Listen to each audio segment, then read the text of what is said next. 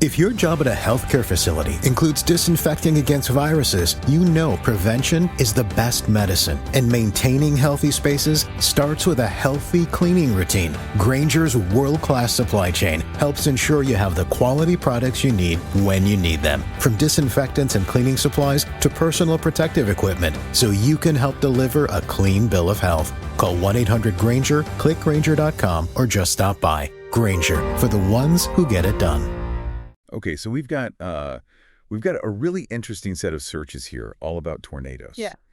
And we're calling this a deep dive because we're going to try to go deep on what these searches are telling us about how people are reacting to, the threat of a tornado. Yeah. And maybe even how we look for information in general during a weather emergency. Yeah, and I think one of the things that really stands out to me is just how many of these searches are for really specific places.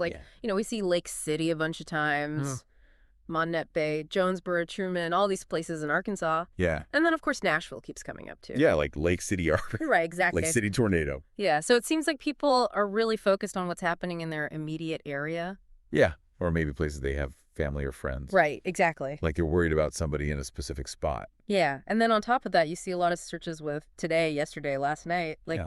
People need this information right now. They're not just casually looking up stuff about tornadoes in general. It's very urgent and immediate. Exactly. And that makes sense when you think about, if there's a tornado warning. Right. You need to know what's happening right now. Right. And we see that even more when we look at the types of searches. Yeah. Like you said, some of them are really broad, like Arkansas tornado or tornadoes today, just kind of getting the big picture. Mm-hmm. But then we also see things like wedge tornado. Uh-huh. Which is a very specific type of tornado. Right.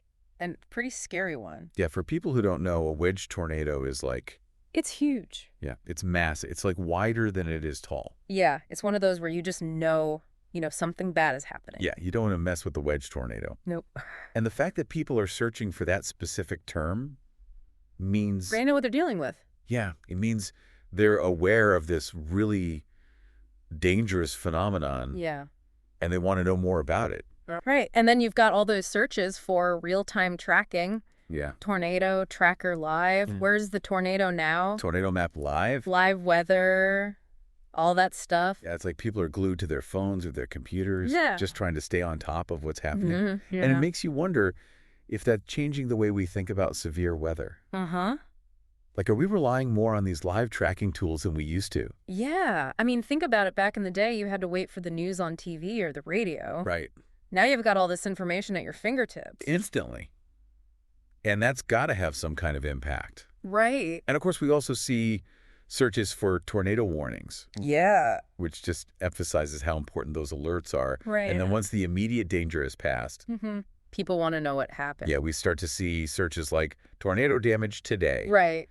And then they're looking for local news sources like Kate 8 or News Channel 5 Memphis so they can see the aftermath. Yeah, it's like the story's not over once the storm is gone. Right. People want to know the full impact. So to recap, it sounds like we have a lot of interest in tornadoes, specifically in Arkansas, or particularly around Lake City and Nashville. Right.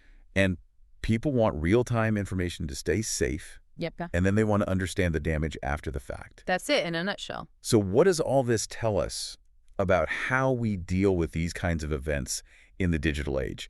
With all this information available instantly, are we better prepared, or does it create new challenges?